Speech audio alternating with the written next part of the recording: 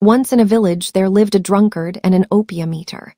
Both outcasts of society, they became fast friends. Having no house of their own, they spent their time in the various rest houses of the village. But they avoided one particular rest house, namely the one at the cemetery, for all believed that it was the meeting place of the ghosts of the village every night. One evening, however, the drunkard was more intoxicated than usual, and in spite of the entreaties and warnings of his friend the opium eater, he went to spend the night at the cemetery rest house, taking with him many pots of toddy. He reached the rest house and sat drinking. As he became more and more intoxicated, he became bolder and his mind more alert. He did not feel sleepy at all.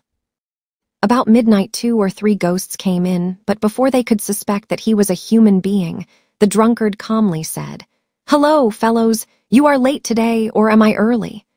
Other ghosts came in until the rest house was absolutely full. One of the ghosts then looked round and said, "I smell human flesh. I suspect the presence of a stranger."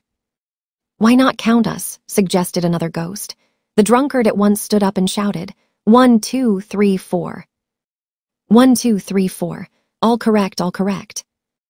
The ghosts believed him and settled down to talk about various matters. "Do you know, gentlemen," one talkative ghost said, "that underneath where I am sitting there lie buried 7 pots of gold?" The drunkard carefully noted where the speaker was sitting. The talk went on until dawn, when the ghosts went away. The drunkard dug up the 7 pots of gold and became very rich. He bought a house and lived in luxury with his friend the opium eater. The opium eater, however, was not satisfied, and he wanted to have 7 pots of gold also. So he prevailed upon his friend, the drunkard, to tell him the secret of how he found the pots of gold. When the opium eater had listened to his friend's story, he decided to go and spend the night at the rest house at the cemetery. He duly went there, but as he was full of opium, he became very sleepy, and when some ghosts came into the rest house at midnight, he was half asleep. The ghosts looked at him with suspicion. Other ghosts came in until the rest house was absolutely full. One ghost said that as he could smell human flesh, he suspected the presence of a human being among them. Another ghost reminded the company of how some nights before a human being had been present at their meeting and had run off with some pots of gold after listening to their talk. A third ghost stood up and started to count the company. All the time the opium eater was too sleepy to do anything to prevent his presence from being discovered. The ghost finished counting and reported that there was 1 extra.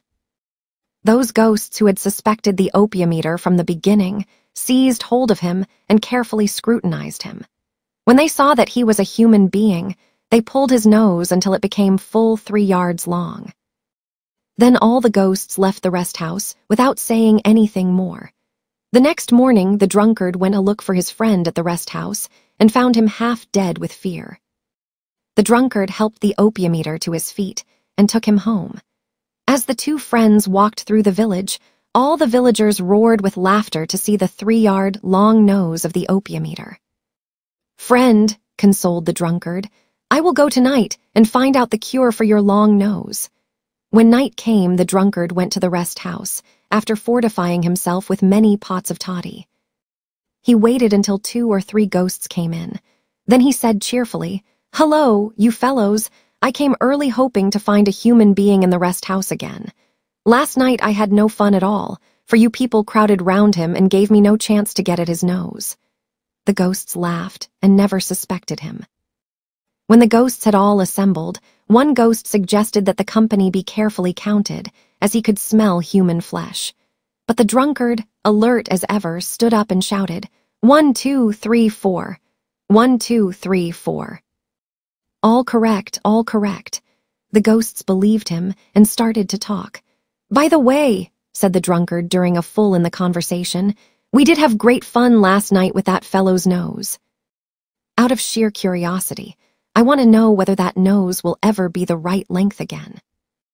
"Yes," answered a wise-looking ghost, "provided, of course, that the right remedy is applied.